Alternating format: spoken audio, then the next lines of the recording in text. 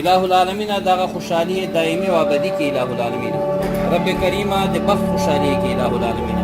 په هر یو شي کې برکتونه واچوي. الہ العالمین کوم اخلاص کړي صدقې کړي د خپل دغه کې قبول منظور کړي. یا الہ من ترحم او کرم وکړي. وصلی الله محمد وعلى اله وصحبه اجمعین. ډوډۍ پروګرام هلته تیار ده، ټول ورنه ته ورځي ان شاء الله.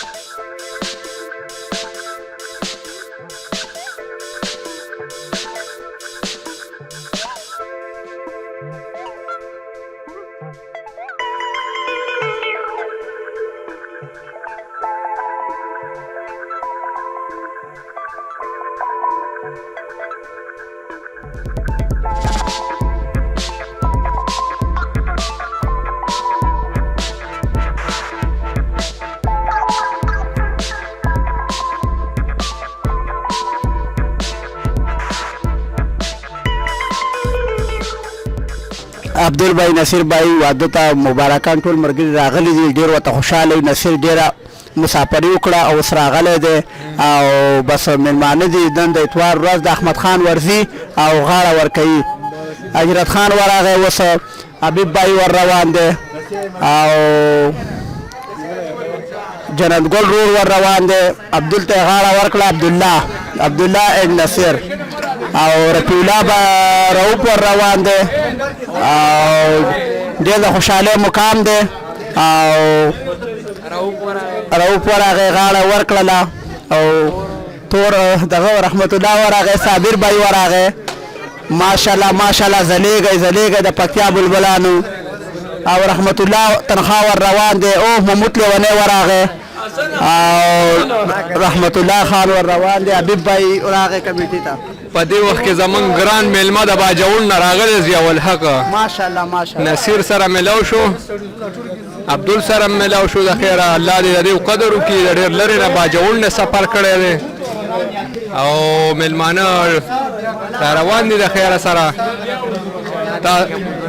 د دې ټولو موږ شکریا ادا کوو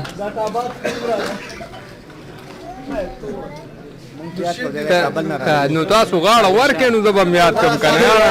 دې ټیم کې صابر د کابل نه راغلی دا زموږ ډېر دروند او معزز میلمه دی غاړه یې ورکړه نصیر له هم غاړه ورکړه نور په دې ولاړو کسانو کې کم د غاړې شوقین ورځې هجرت خان دام د دغه نه راغلی کابل نه الله دې دې په دویم ځل یې غاړه ورکړه دا د کابل نه راغلی زموږ میلمه نوررحمان او د ده موږ ډېر عزت کوو دی ډېر لرې نه موږ د تشریف راوړی دا ټیم کې حمید باچا رالی د ډېرې الله دې ډېر خوشحاله کړي دې وخت کې 15 روپۍ چانده وغورځول الله دې د ډېر قدر وکړي دا حاجی حبیب الرحمن صاحب ملاقات کی نصیر صاحب سره او بیا عبدل خان بابا جو ته وي عبدلو پدې صاحب